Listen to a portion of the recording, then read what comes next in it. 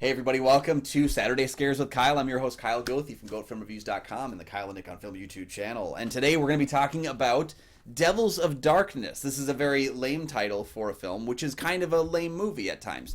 87 minutes in length, and I would say about 27 minutes are actually devoted to the plot. Very generic. Yeah, Put exactly. Devil in Darkness, and It's weird because when you hear the description of the film, you think to yourself, oh my god, this has to have so much more going on than that. Yeah. You know, the town of Brittany is controlled by the vampire Count Sinistra and his gypsy bride. When tourists disturb the cemetery where they do their bidding, they set out to find the man who took their talisman.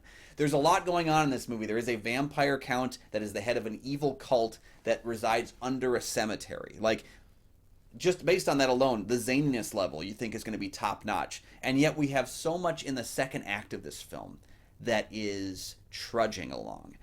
It was directed by Lance Comfort, who has actually done a ton of previous films. This is actually his last directorial film, though. And it stars William Sylvester. Now, you'll recognize him because he played one of our leads in 2001: A Space Odyssey. So, I mean, we've got some kind of like recognition with him as he's going through, and he's basically trying to search out what's going on with the people around him. They're disappearing and such. My biggest problem with the movie is that when it is hitting so well.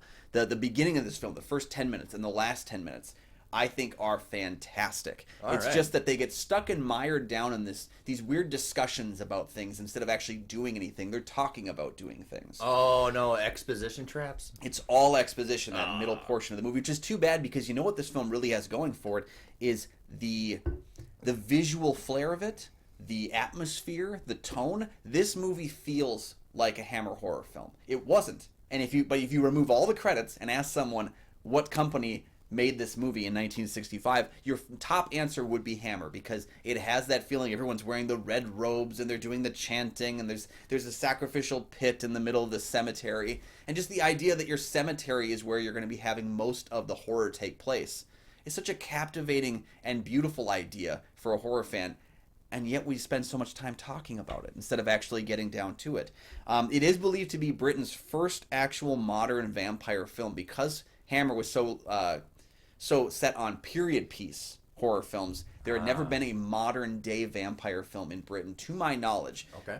And so that was kind of the standout for the film, was that it was set today. There was people that looked like 1965 actors hanging out making this movie together. So it does have that idea to it that there is something sinister happening. There's a very reverse Dracula theme to it, where someone breaks into the cemetery and takes the talisman, and so they follow him back to England, which is, kind of, in the other way around was Dracula going to England to Carfax Abbey and then causing the chaos there. They're actually chasing the person who took their item.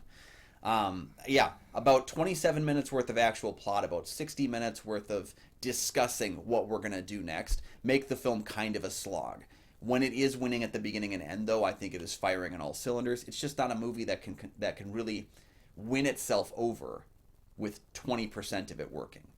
Also in the film, we do have Hubert Knoll. He's the one who plays Count Sinistra himself. Now, he was in the film The Little Girl Who Lived Down the Lane, which is a really Jodie Foster film. Really creepy little movie. Yeah. And Jodie's nude in the movie too. Yeah, it was kind of jarring watching that one on Shudder. Right. That was very much a take. But I do want to give credit to the two lead women in the film. Tanya, played by Carol Gray. She was in The Curse of the Fly, which I know, it's the absolute worst Fly movie. But she's fantastic in this film as the gypsy bride to Count Sinistra, because every time she's on screen, the camera understands that she is the focus. She is the focal point, and every time she gets a chance to speak or even just be there, our eyes are drawn to her. And maybe that's why I didn't enjoy the second act so much, because there's less of her. But also, when they're talking about stuff and she's on screen, I'm focused on her. She has a very unique presence. We also have Tracy Reed, who appeared in Dr. Strangelove, and she plays kind of the damsel in distress of the last half of the film. But if you've seen Tracy Reed, you understand wholeheartedly that yes, this movie was definitely trying to be a Hammer film, because as soon as she's on screen, they're trying to showcase her visual appeal, if you will, and put her on screen because she does catch the eye. Hammer was known for that. Let's get a bunch of really attractive models and let's get them nearly nude and have a vampire attack them. And I think that's what Tracy Reed is there for. But you know what? She is more charismatic than most of the men in the movie. So overall, I think Devils of Darkness is not a great movie. I think if you're a fan of the Hammer-esque aesthetic, I think you can get a little bit out of this. But it does feel like it's just trying to take what worked about Hammer vampire films, and that was just totally disappointing for me, kind of frustrating for me as well. So those are my thoughts on Devils of Darkness from 1965. Have you seen the film? Let me know down below in the comments section what you thought about it. Yeah. It's at least worth checking out if you know how to fast forward for 60 minutes. But don't worry, because next week I have faith that we're going to be on a better track, because we're going to be talking about Vincent Price telling us a number of wacky, weird tales about his old town in Jeff Burr's From a Whisper to a Scream. Join us.